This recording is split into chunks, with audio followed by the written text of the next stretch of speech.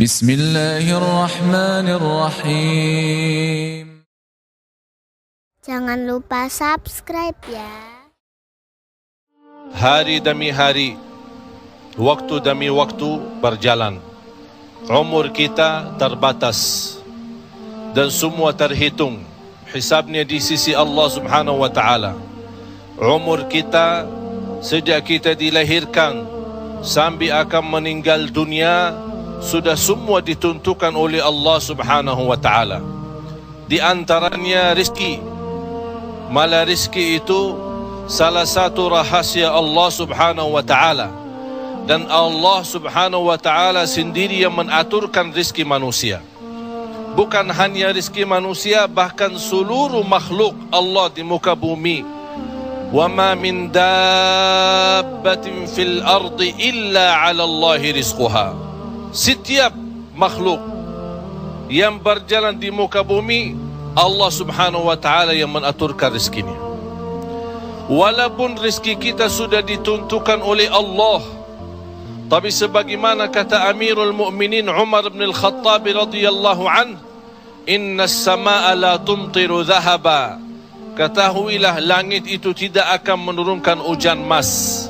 Walaupun rezeki kita sudah ditentukan dan ditakdirkan oleh Allah Subhanahu wa taala, tetap kita punya kewajiban untuk berusaha. Allah Subhanahu wa taala menerangkan banyak di dalam Al-Quran, "Fa idza qudiyatis shalah fantashiru." Bergeraklah, berjalanlah, berikhtiarlah, berusahalah. Fantashiru fil ard wabtaghu min fadlillah. Carilah karunia Allah, anugerah Allah, rizki Allah. Orang mukmin yang percaya kepada Allah dan senantiasa dia berikhtiar dan berusaha, tetap memiliki keyakinan, menggantungkan hatinya kepada Allah Subhanahu wa taala. Itu yang namanya tawakkal qalbu. Bukan hanya tawakkal usaha, bukan hanya kita percaya kepada kemampuan diri kita atau kita percaya kepada kecerdasan kita, tapi tetap kita senantiasa memohon pertolongan Allah Subhanahu wa taala. Dan segala amalan itu tergantung niat. Innamal a'malu binniyat wa innama likulli imri'in ma nawa. Kita punya amal, tapi sebelum kita beramal, sebelum kita berusaha, sebelum kita berikhtiar, tolong Bapak Ibu jangan lupa nawaitu. Saat kita mencari nafkah dan rezeki, nawaitu dia untuk apa? Jadikan rezeki itu adalah jembatan yang membawa kita mendapatkan ridha Allah. Jembatan membawa kita masuk surga Allah. Itulah nawaitu. Hal-hal kecil dengan nawaitu bisa menjadi besar di sisi Allah Subhanahu wa taala. Ada orang nawaitu dia mencari nafkah dan rezeki. Begitu dia mendapatkan rezekinya, dia nawaitu untuk memenuhi hak-haknya, kewajibannya terhadap istrinya, kewajiban terhadap anaknya. Sampai Rasul bersabda, sampai seorang suami suapin istrinya diberikan pahala sedekah. Coba bayangkan. Berarti nawaitu itu sangat berarti. Oleh karena itu Bapak Ibu jangan tinggalkan nawaitu. Di mana Anda berada, apa urusannya, mau kemana, tolong dihadirkan nawaitu. Karena dengan niat, disitulah akan kita sama-sama mendapatkan petunjuk Allah Subhanahu wa ta'ala. Semoga senantiasa kita dalam ikhtiar dan usaha kita, selalu kita menambah keyakinan dan kepercayaan kita kepada Allah Subhanahu wa ta'ala. Hari ini kita berusaha berikhtiar, menghadapi sedikit kesulitan dan kesusahan, jangan kita berkata, kenapa Allah tidak melancarkan rizki dan usaha saya? Tapi harus bertanya kepada diri kita, apa salah saya? Apa kekurangan saya? Barangkali kalau kita muhasabah diri, oh ternyata hari ini saya merasa susah rizki karena ketiduran salat subuh tadi. Saya merasa malam ini tidak lancar karena saya lupa baca Al-Quran. Saya hari ini merasa tidak baik karena saya ketinggalan salat malam. Inilah muhasabah diri. Al-Imam Muhammad ibn Sirin pernah dia mencela orang mencaci maki orang, itu orang miskin. Orang itu tersinggung. Kata Imam Muhammad ibn Sirin, saya menunggu ucapan saya ini, menunggu akibahnya, menunggu balasannya 40 tahun. Coba bayangkan, hanya satu ucapan dia takutin, dia fikirkan, apalagi perbuatan. Bapak Ibu, berapa banyak perbuatan kita salah, berapa banyak kita melanggar aturan Allah, berapa kali kita menjauhkan diri dari perintah Allah, padahal kita semua hafal.